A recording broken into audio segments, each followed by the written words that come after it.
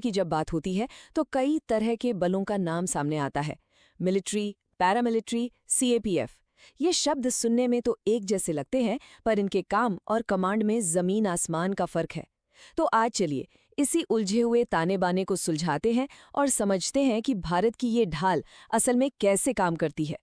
जरा सोचिए, देश में कहीं कोई बड़ी प्राकृतिक आपदा आ गई हो या फिर कहीं बड़े पैमाने पर नागरिक अशांति फैल गई हो। मतलब हालात बेहद नाजुक हैं। तो ऐसे में सबसे पहले वर्दी में कौन नजर आता है? कौन आता है मदद के लिए? ये सवाल बहुत अहम है। तो इस सवाल का जवाब छिपा है भारत की सुरक्षा के 3 बड़े और मजबूत स्तंभों में। ये 3 अलग-अलग तरह के बल हैं जो मिलकर देश की पूरी सुरक्षा प्रणाली को एक ढांचा देते हैं।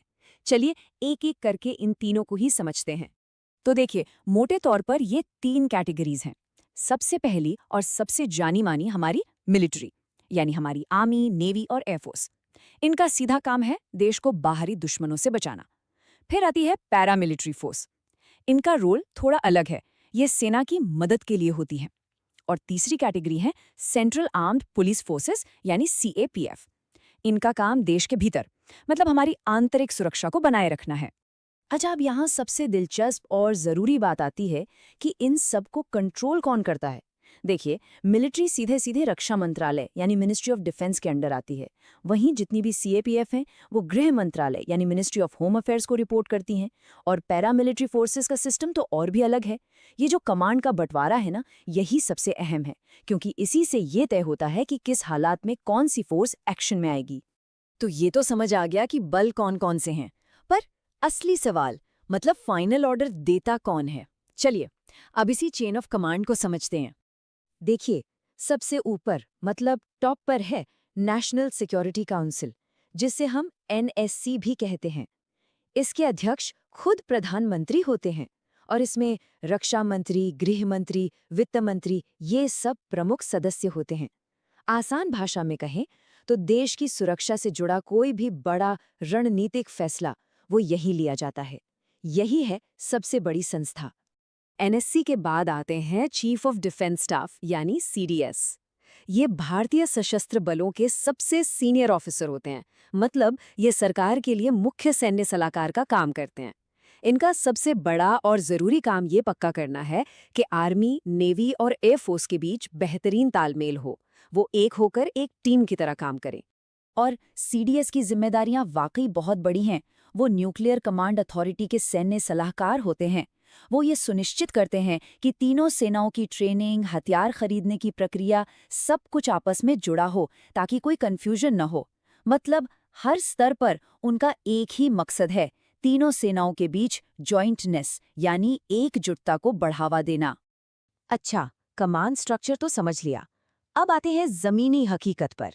जब देश के अंदर कोई संकट आता है तो असल में कौन सा बल क्या काम करता है और उन्हें तैनात करने के नियम क्या हैं? यहाँ एक बहुत ही जरूरी फर्क समझना होगा। हमारी आर्म्ड फोर्सेस यानी सेना का पहला और सबसे मुख्य काम है देश को बाहरी खतरों से बचाना। उनका ये प्राइमरी रोल है। लेकिन उनका एक सेकेंडरी रोल भी है, और वो है कि जब सिविल एडमिनिस्ट्रेशन मदद मांगे तो देश के अंदर संकट में उनकी सहायता करना। अब ऐसा नहीं है कि कोई भी बस फोन करके आर्मी को बुला सकता है। इसकी एक पूरी कानूनी प्रक्रिया है।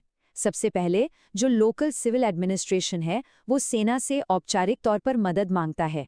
इसके बाद सेना अपने जवान और जरूरी उपकरण भेजती है। लेकिन तैनाती पर आखिरी मोहर दिल्ली में बैठी national crisis management committee NCMC ही लगाती है। लेकिन जब बात देश के अंदर लॉ एंड ऑर्डर की हो तो कहानी थोड़ी बदल जाती है। ऐसे मामलों में जो फर्स्ट रिस्पॉन्डर होते हैं, मतलब जो सबसे पहले पहुंचते हैं, वो है सेंट्रल आर्म्ड पुलिस फोर्सेस यानी सीएपीएफ। और सीएपीएफ के अंदर भी कई स्पेशल यूनिट्स हैं।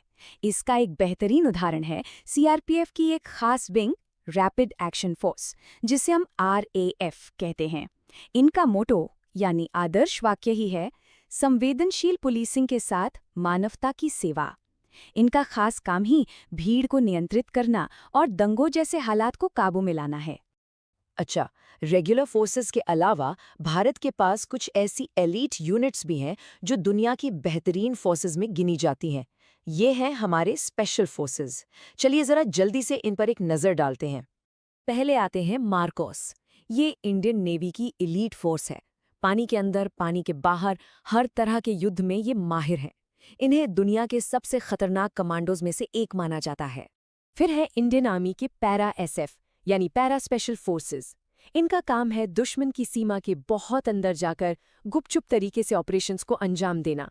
और फिर है नेशनल सिक्योरिटी गार्ड यानी एनएसजी। इन्हें हम सब ब्लैक कैट कमांडो के नाम से जानते हैं।